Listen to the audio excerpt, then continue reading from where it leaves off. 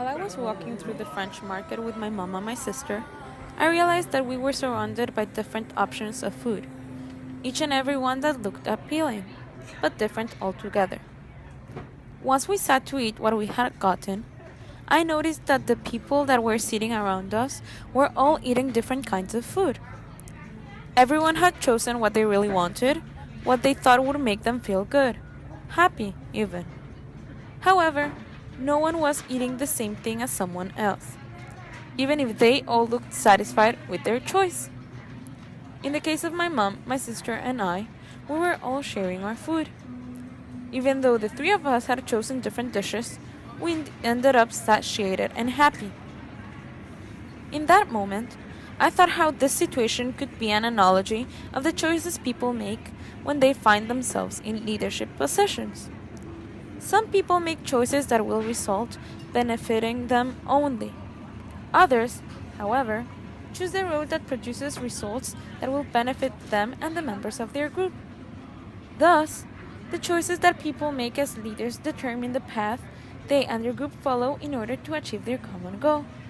That is how I came up with the concept of the road to leadership. The road, or the set of choices that leaders choose to follow in order to guide their members of their groups. This road, in theory, should provide all of the leaders' peers with benefits and a feeling of integration to the group. This way, I have added the concept of the road to leadership to my definition of leadership, which is the ability to guide the members of a group to achieve a common goal in order to make a change in their lives, while taking consideration of each individual's identities and using them to the favor of the group. You may be asking yourselves, how can the French market be an interpretation of the road to leadership? Let's backtrack a few steps, shall we?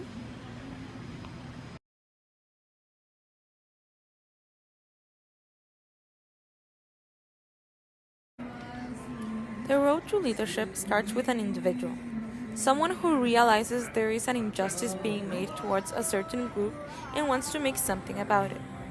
Normally, this individual's interest in change is sparked because one or more of their social identities is being oppressed.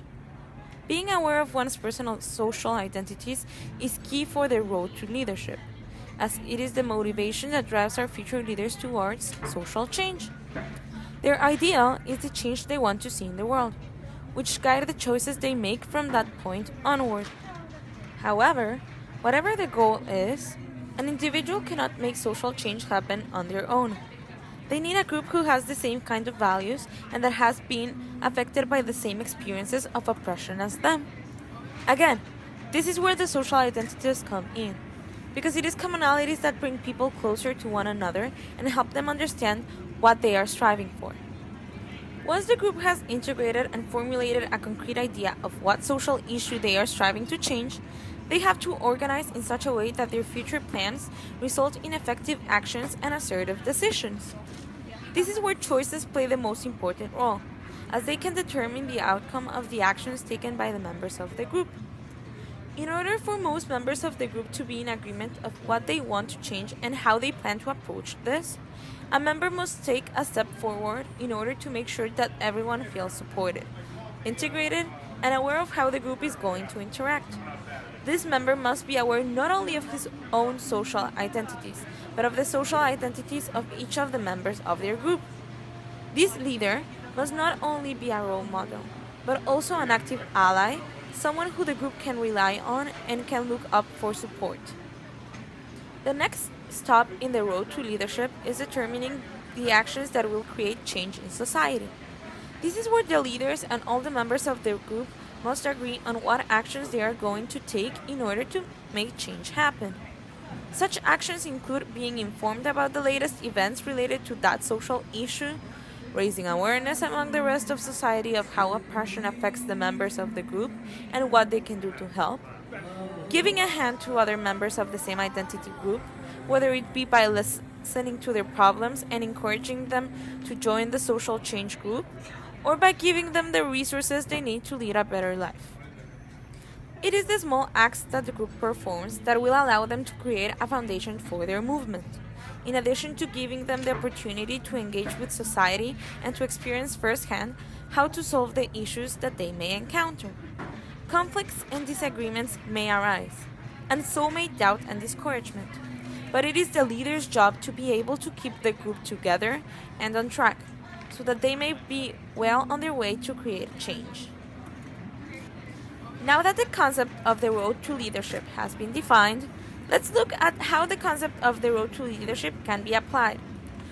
For this, we must see the road through my eyes once again. Let's go back to the start. I started to properly head down the road to leadership this year, when I came to Loyola. Before being part of this community, my concept of leadership was based on what I was taught in high school, and I did not fully understand the depth of leadership's role in the lives of groups who are minorities and oppressed. Nevertheless, I have always known that society faces several issues, and that it is up to people to make a change. However, ever since I started to get involved on campus, I realized how important my social identities are, and how they have given me the chance to look at society from a different perspective.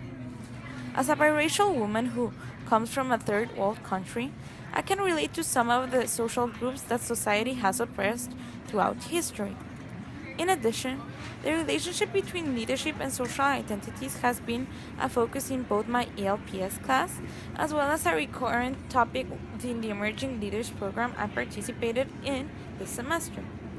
This has allowed me to better understand how my social identities result in a different concept of leadership from that of a completely different individual whose social identities and experiences are different. This first semester at Loyola, I was able to participate in two different groups that advocate for social change. The first one is Women in Leadership Loyola, or WIL.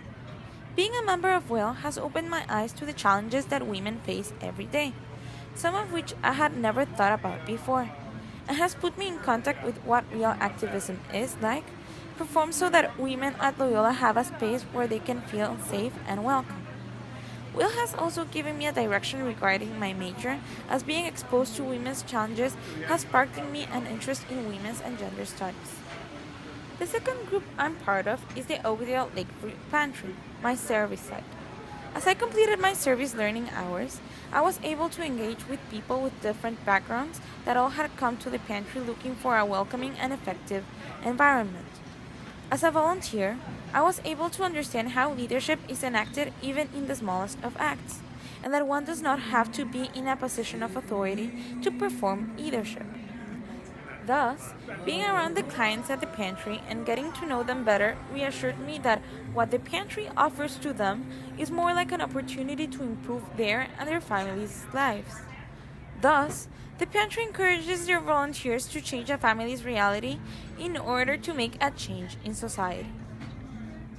In conclusion, the choices I made to become part of these two groups have influenced my current concept of leadership and my perspective on modern society's issues. And I am grateful of being part of groups that are working for there to be a change in the realities of the social groups they work with and for. I have yet to complete my walk through the road to leadership, as I still have to see the effects that the choices I make, either as a member of the groups mentioned before or as a global citizen, have on society.